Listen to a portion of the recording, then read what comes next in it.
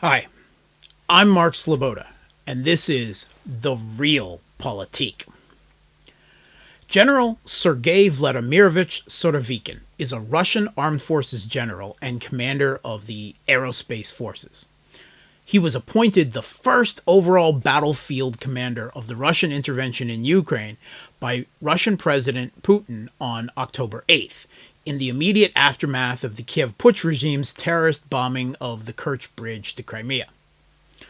Surovikin is a veteran of the Soviet-Afghan War, where he served in the Spetsnaz Special Forces, the Tajikistan Civil War, the Second Chechen War, and he was the commander of the Russian military intervention in the Syrian Civil War, where he is credited with turning the war in the favor of the Syrian government in Damascus, for which he was awarded the Hero of Russia Medal, the country's highest award. Western officials and media, meanwhile, plaintively accuse him of all kinds of atrocities against their jihadi proxies in Syria.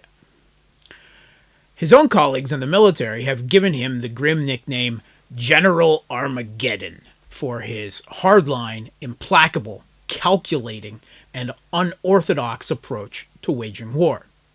He is infamous for his maverick, outside-the-box thinking and brutal tactics. Rossiyskaya Gazeta said of him that, in the army, he is known as an ardent supporter of unity of command and installing order with an iron fist.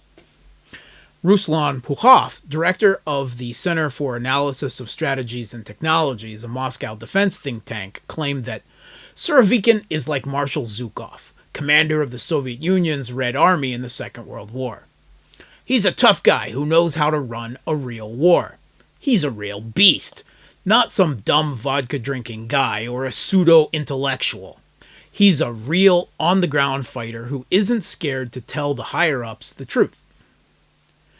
General Surovikin is widely seen as a probable successor to Valery Gerasimov, chief of the General Staff of the Russian Armed Forces. Up till now, Surovikin has served in the Russian intervention in the Ukrainian civil conflict as the commander of the Southern Theater, where arguably the Russian military achieved its greatest success. From his time in Syria, Surovikin developed a good working relationship with the Wagner PMC, and his appointment was welcomed enthusiastically by top critics of the war effort thus far, including Ramzan Kadyrov, the head of the Chechen Republic, who declared himself 100% satisfied now, and the Wagner head Yevgeny Prigozhin, who endorsed Surovikin as a living legend, born to faithfully serve the motherland, and the most competent commander in the Russian army. In a recent press briefing on the conflict in Ukraine, Surovikin proclaimed, "The enemy is the criminal regime that pushes Ukrainian citizens towards death. We are one people with Ukrainians and only wish for Ukraine to be a state independent from the West and NATO and friendly towards Russia." Now, as former Spetsnaz and army, who was then placed in charge of Russia's aerospace forces, Surovikin is seen as extremely proficient in military branch integration and combined arms maneuver, who makes good and heavy use of aviation, drone, and missile strikes.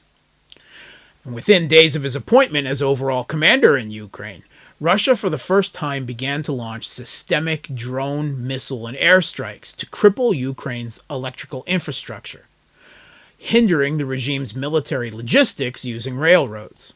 So, the kids' gloves are off. For the US-backed Kiev Putsch regime, General Armageddon means lights out.